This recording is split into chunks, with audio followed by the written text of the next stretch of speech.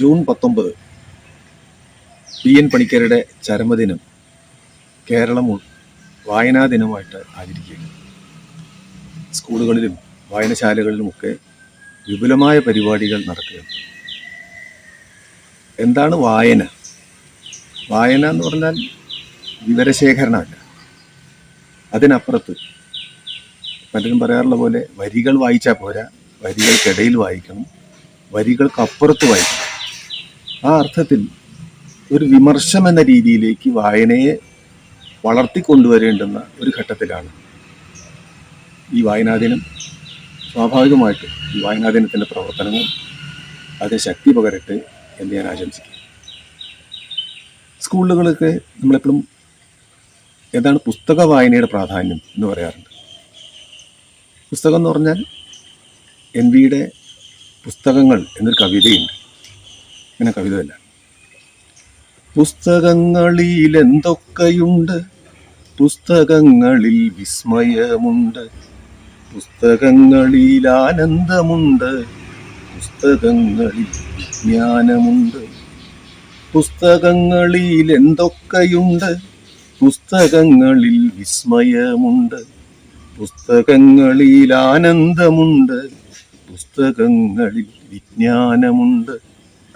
നമ്മളെപ്പോലൊരുത്തനം മണ്ണിൻ ബന്ധനം വിട്ടുയർന്നതാം കാര്യം, വെന്തെരിയുന്ന റോക്കറ്റിലേറി ചന്ദ്രനിൽ ചെന്നിറങ്ങിയ കാര്യം, ചാടിയോടി കളിച്ചു കൂത്താടി ചന്ദ്രപ്പാറ പെറുക്കിയ കാര്യം, വാഹനമേറി വീണ്ടുമിങ്ങെത്തി വാരിധിയിൽ ചെന്നിറങ്ങിയ കാര്യം, ദൂരദർശന പെട്ടിയിൽ നാട്ടാർ ധീരത ഇത് കണ്ടതാം കാര്യം.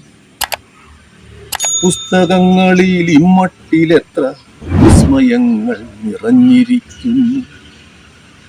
പുസ്തകങ്ങളിൽ പിന്നെ എന്തുണ്ട്, പുസ്തകങ്ങളിൽ ആനന്ദമുണ്ട്. രാജപുത്രൻ കരബലത്താലേ രാജപുത്രിയെ വേട്ടതാം കാര്യം, രണ്ടാനമ്മ തന്നേഷണി മൂലം രണ്ടുപേരും വനം ചേർന്ന കാര്യം, ദുഷ്ടരാക്ഷസൻ സുന്ദരിയാളെ കട്ടുകോട്ടയിൽ പൂട്ടിയ കാര്യം, കാനനങ്ങളിൽ രാജകുമാരൻ കാന്തയെ തേടി ക്ലേശിച്ച കാര്യം, ശത്രുവെ ചെന്ന് നേരിട്ടു കൊന്ന് പത്നിയെ വീണ്ടെടുത്തതാം കാര്യം, പുസ്തകങ്ങളിൽ ആനന്ദമേറും എത്രയെത്ര കഥകളുണ്ടെന്നു. പുസ്തകങ്ങളിൽ വേറെ എന്തുണ്ട്, പുസ്തകങ്ങളിൽ വിജ്ഞാനമുണ്ട്.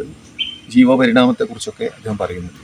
അവസാനം പറയുന്നത് ഇങ്ങനെയാണ്: പുസ്തകങ്ങളിൽ സഞ്ചിതമത്രേ മർത്യവിജ്ഞാന സാരസർവസ്വം. പുസ്തകങ്ങളിൽ സഞ്ചിതമത്രേ മർത്യവിജ്ഞാന സാരസർവസ്വം. അപ്പോൾ ഈ വിജ്ഞാനത്തിൻ്റെ ഒരു സംഭൃത രൂപമാണ് പുസ്തകം. സ്വാഭാവികമായിട്ടും പുസ്തക വായന ഏറ്റവും പ്രധാനപ്പെട്ടതാണ്. ഏതായാലും പി എൻ പണിക്കർ, വീണ്ടും ഞാൻ പറയട്ടെ, വായനശാലയുടെ ഒരു സംഘാടകൻ എന്ന രീതിയിൽ ഏറെ പ്രശസ്തനും പ്രസക്തനുമാണ്. കേരളത്തിലെ ആയിരക്കണക്കിന് വായനശാലകൾ രൂപപ്പെടുന്നതിൽ വലിയ പങ്കുവച്ചിട്ടുണ്ട്. ഈ കുടുമുണ്ടയിലെ വായനശാലയിലും 70കളുടെ ആദ്യത്തിൽ പി എൻ പണിക്കർ വന്നിട്ടുണ്ട്.